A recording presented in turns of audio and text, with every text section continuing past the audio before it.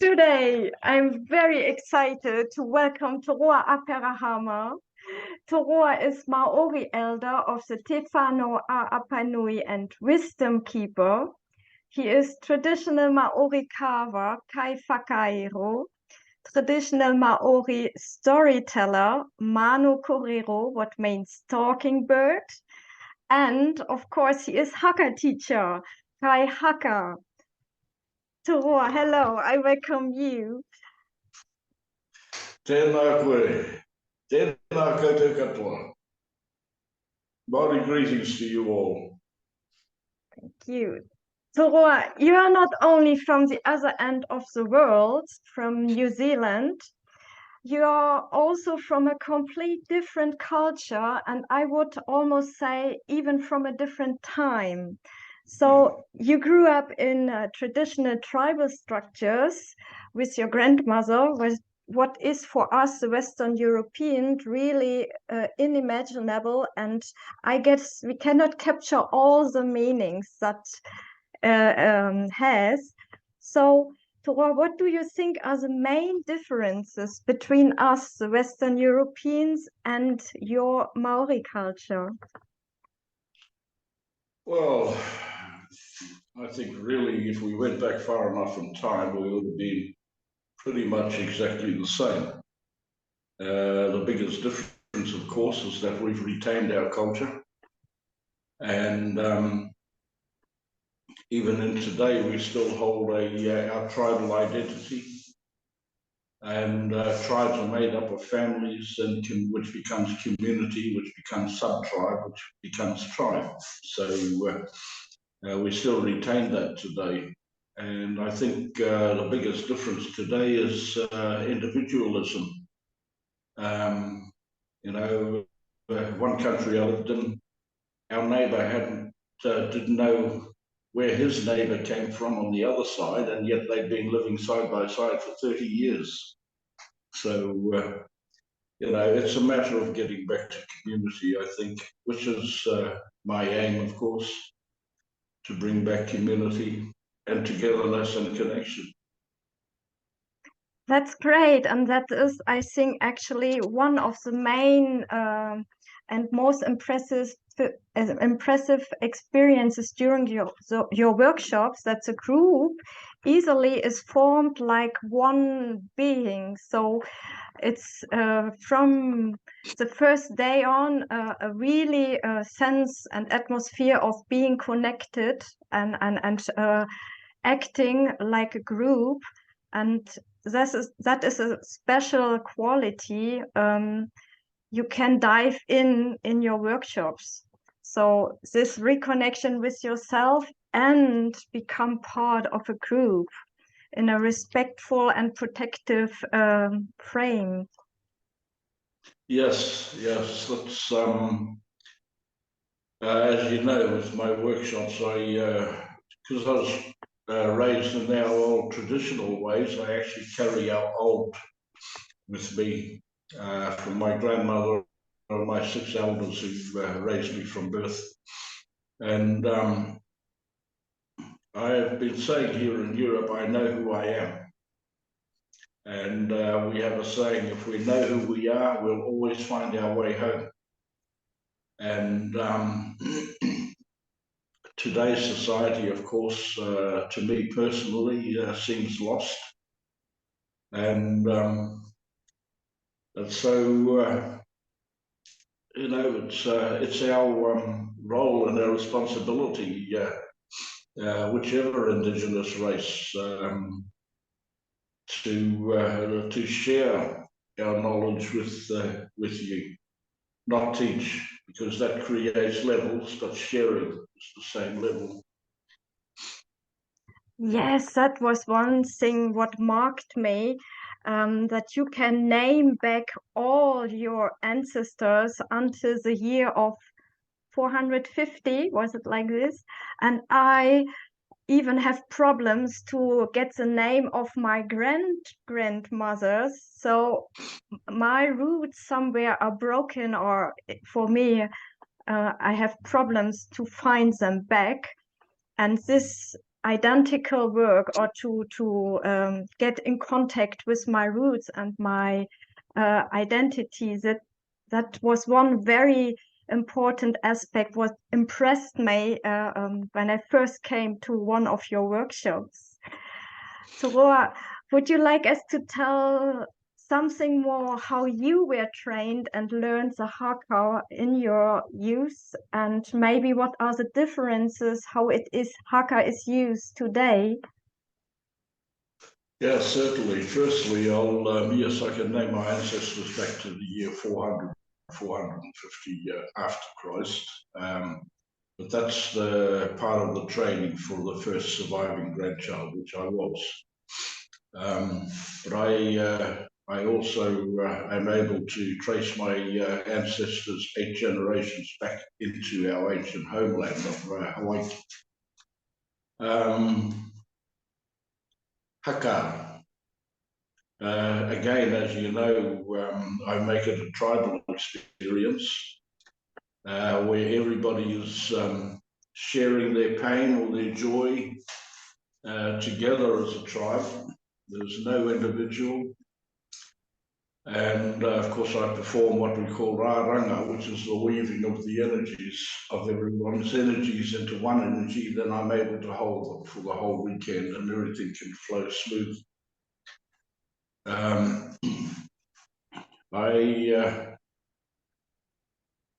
learned Haka from a very early age, of course, because it was just part of my upbringing and it's part of our traditions. You may see videos today of little children joining the adults and performing the Haka with them. That's how we learned from the start as little children to get used to it. And then as we became older from 12 years onwards, or even earlier sometimes, then we started training in Haka.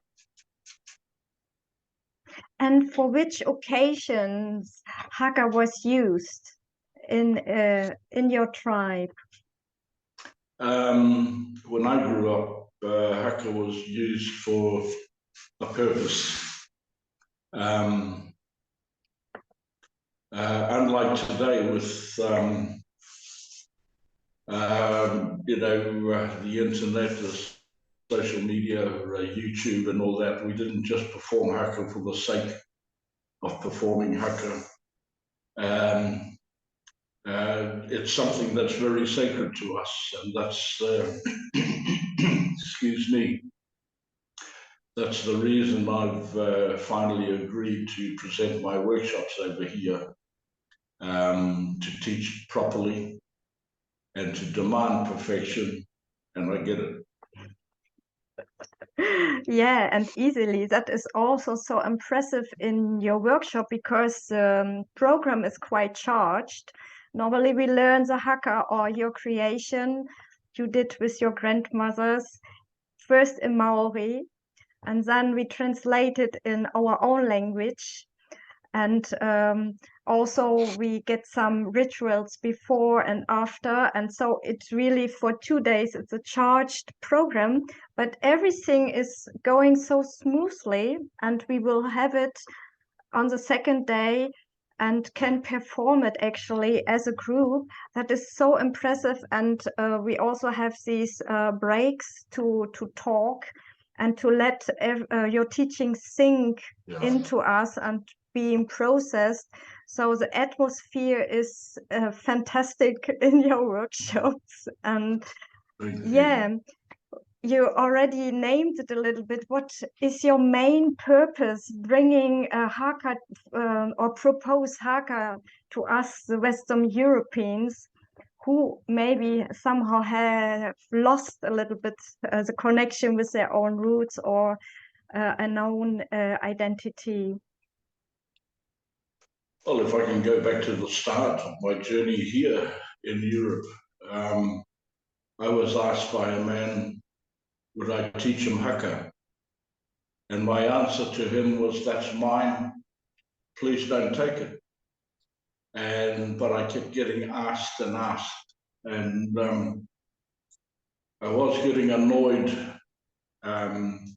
with Haka being performed for any reason, especially on social media. So I said to my friend, I don't believe your ancestors didn't have ritual or ceremony or even dance before they went into battle. And so I don't teach haka out of New Zealand or Aotearoa because they're sacred to me. What I do is compose my own haka, and that releases my restrictions culturally. And that enables me to teach haka and to teach it properly. And by demanding perfection, that shows respect to something that's sacred to my people. But with my concept, whichever country I'm in, I have it translated into their language, their native language, and then I teach it in their language. And of course, from there, I demand higher than perfection. And I get it. Because then they're showing respect to their ancestors, their land, and themselves. But as I say to them, don't call it haka because it isn't, but to find a word that has the same power as it. And we've had some, many countries have been very, very, well, every country I've held workshops in here in Europe have been very impressive. Yeah. I must add quickly, I've been asked for 2 years if I'd present a workshop in France, and I kept saying no.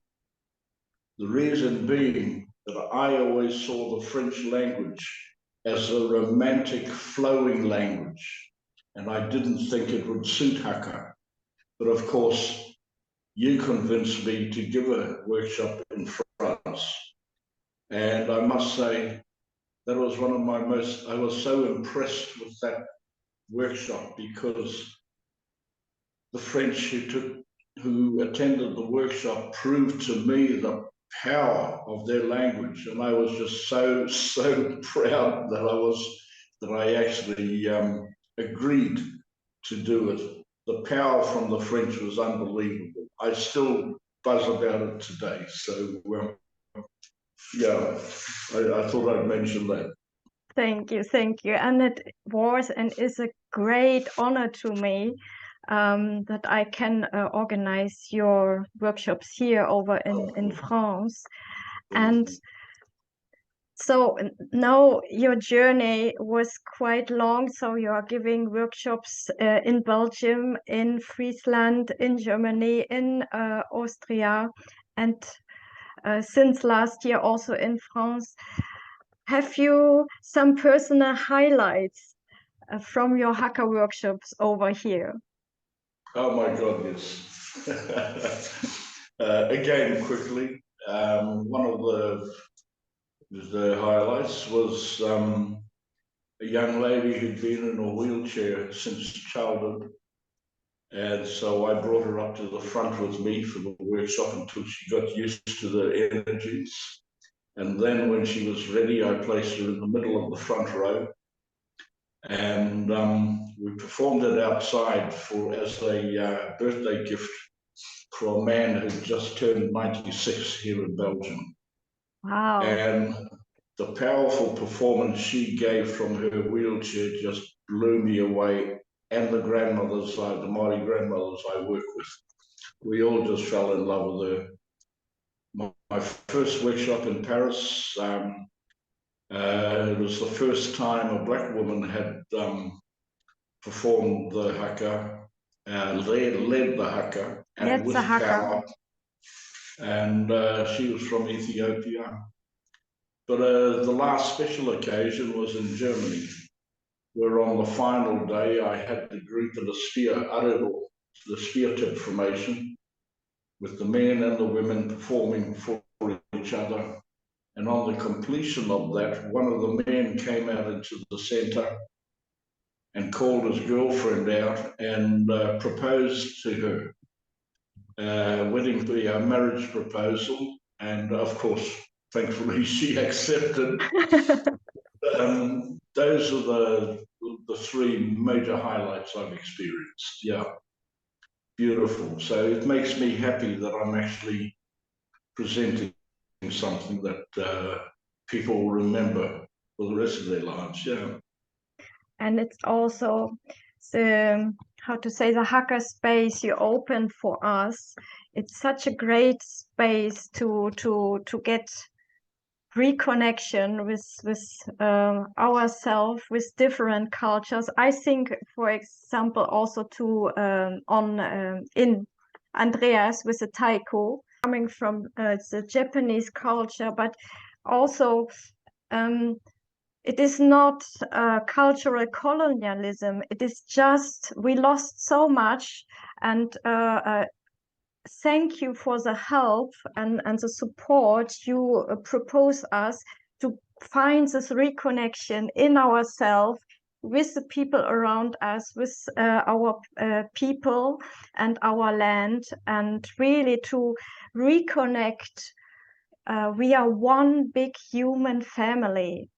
And we are in these so difficult times, and I really guess we can master this only in that spirit, together forward as one human family. And that this reconnection with Mother Earth, with Father Sky, with myself, and the people around me is something what really impresses me so much. And I see we need this to really to accept we are connected. Everybody is connected with everybody, and we cannot live without Mother Earth and Father Sky, so that we really have to fill out to be the point of connection with everything and everybody. So to step or dive into an experience like this, I love your Haka workshops. That's, as I said before, I always say, the more I know who I am. And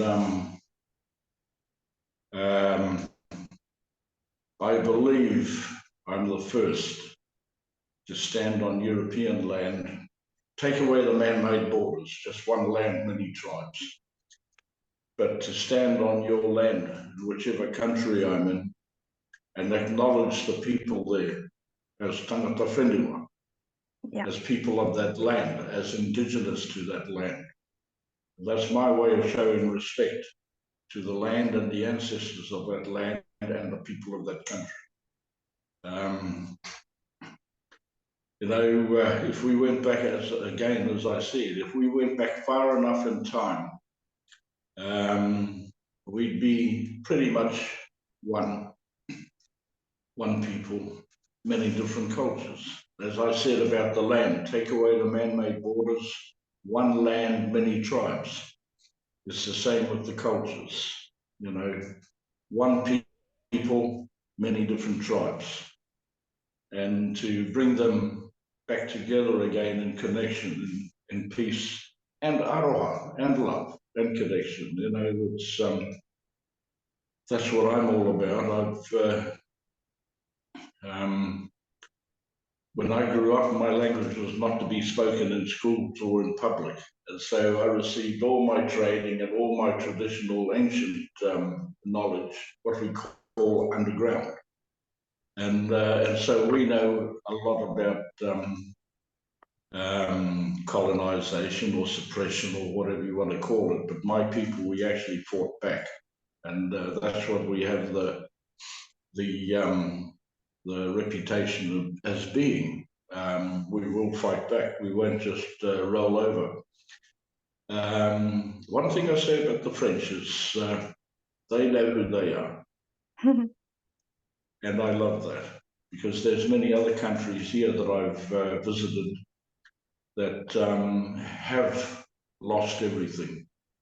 And then, of course, it becomes my duty to try and reconnect them with their own ancient culture. It's as simple as that. Because once we become one again, well, then we can move forward, as you said, united and in peace together. And Yeah, even though I come from a warrior race, a warrior also carries love and aroha and manaki. And so, you know, I'm not on the battlefield, but I can still be a warrior and continue forward spreading love. Yes. And like you explained, May, the battlefields of today has changed, and they are merely inside of us.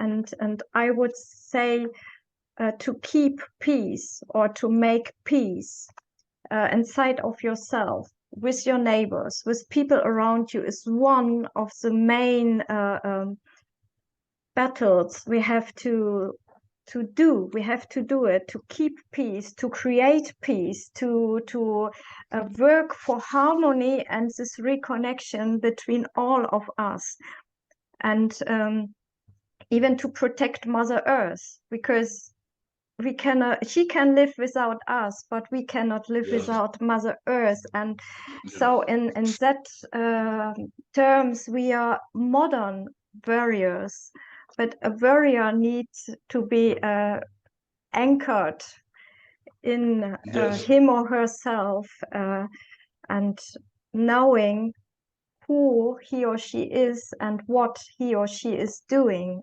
actually. Yeah, well, yeah, to love others, you must love yourself first. Yeah. You know, to respect others, you must respect yourself first. Yeah, everything starts with self. And then from there, you can spread the spider's web. You know, that's, to me, it's so simple. And yet it seems to be the hardest thing we seem to be able to do. Very often when you say simple, for me as a Western European, I say, oh, that's simple, I have to learn. It is not as simple for me. But of course, when I listen to you, it appears natural and simple, but that are the moments I realize what I have lost, what I have to conquer back, from my conditioning in which I was raised. And yeah, it's not necessarily lost, just buried. You know, I grew up in a very, I didn't know the difference between rich and poor, but I grew up very, very poor. But I had, my childhood was absolutely beautiful. The love I received from my grandmother and my elders, you know, growing up with nature, because I was still connected with nature, because we are nature. Nature is us, but we've lost our connection.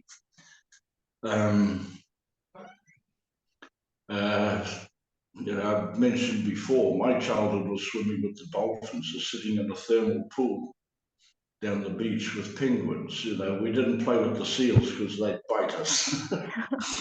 Or having the whales, they were too big to come into the bay, but for them to come up to the boat. And Maki the killer whale, you know, coming into the rocks beneath my place or where I was raised to rub the barnacles off her. You know, that was my childhood. And to me, it was simple. That's how I grew up, until I hear of people today wishing they had that.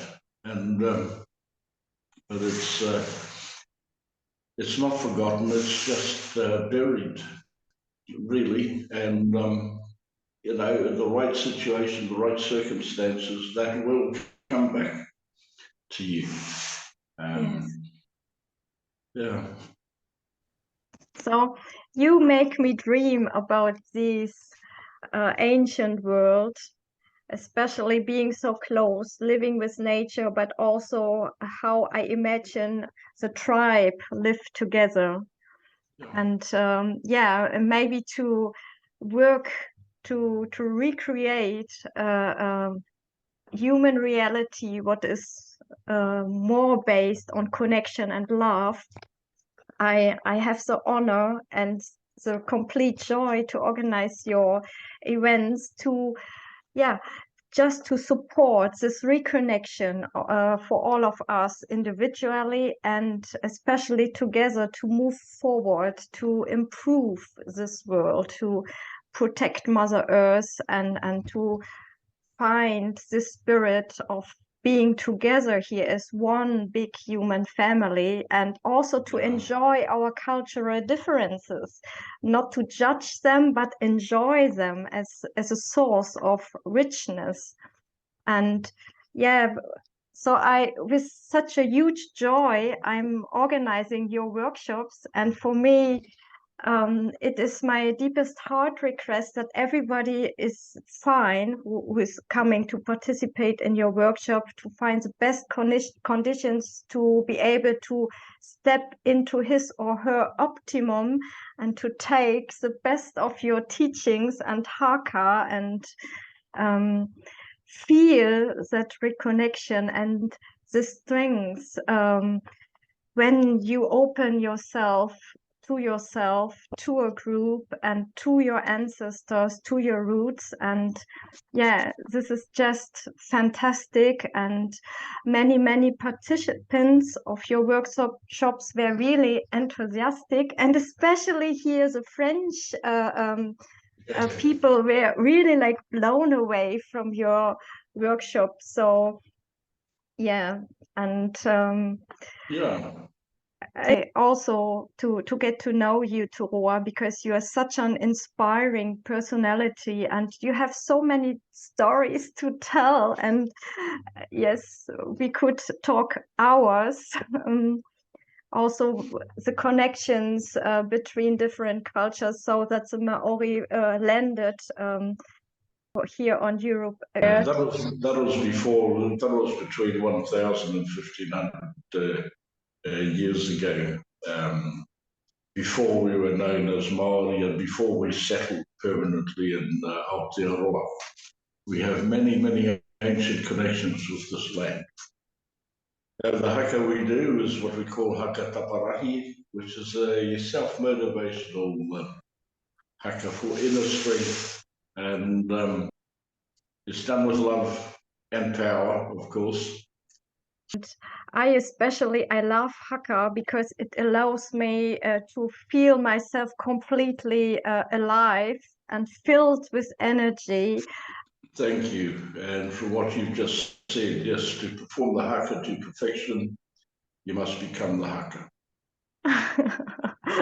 So the next occasions I put in the comments when you can experience the haka and performance perfection under the guidance and the teaching of TOROA APERAHAMA. Yeah, thank you so much, and I hope to see you all soon.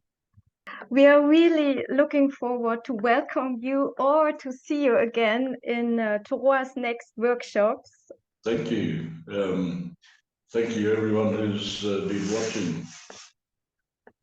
Thank you very much, TOROA, for your time and your kindness to do this interview with me, because I really appreciate and I love your work. The messages you are spreading out for my insight, they are so important. Thank you very much.